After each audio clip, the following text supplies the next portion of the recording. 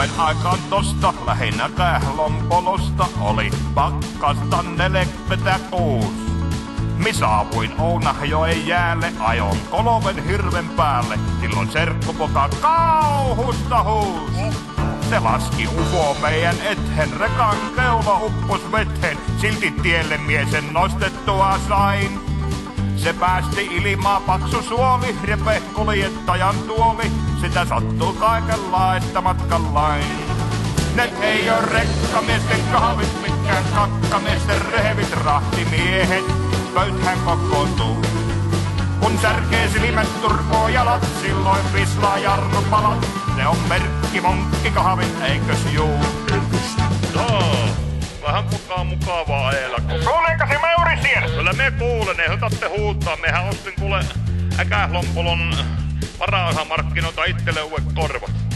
Haluatko panna batteri niihin, niin paljon tehokkaammat on kuin alas. Kerran Antwerpenin tiellä taisin tekohampaat niellä kauniin naisen tien poskessa näin. Oli hätävilikun päällä, myrskysellä säällä taisi olla työrpie niin päin.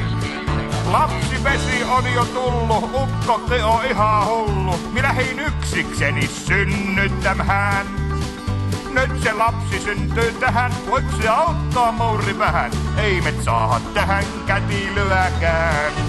Ne ei oo rekkamiesten kahvit, mikään kakkamiesten rehevit rahtimiehet, pöythän kokoontuu. Kun särkee silmät turpoo jalat, silloin vislaa jarrupalat, se on merkki monkkikahvit, eikös juu? Me ajan vain, et ole mikään, se kuvain. No. Niin sitä minä vaan, että varos siellä Kemin kohdalla siitä Simon päin, niin siellä on ratsia. Joo, en mie tiedän sen ratsia.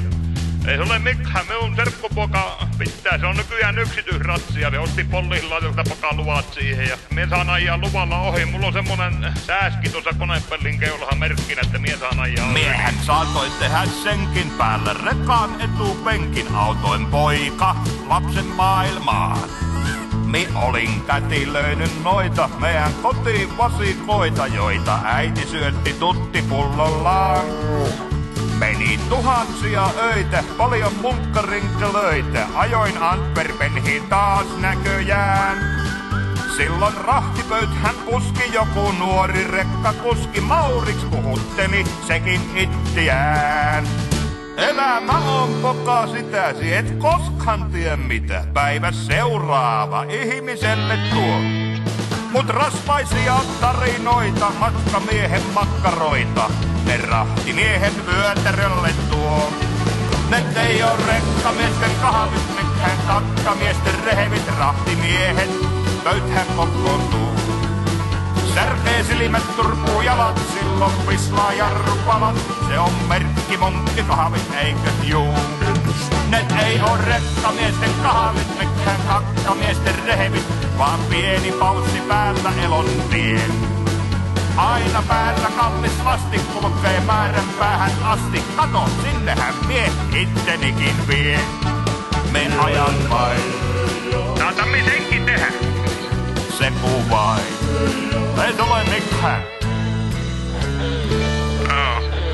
Joo, ei siinä sitten Joo, ei mitään ja pidä itsesti miehenä.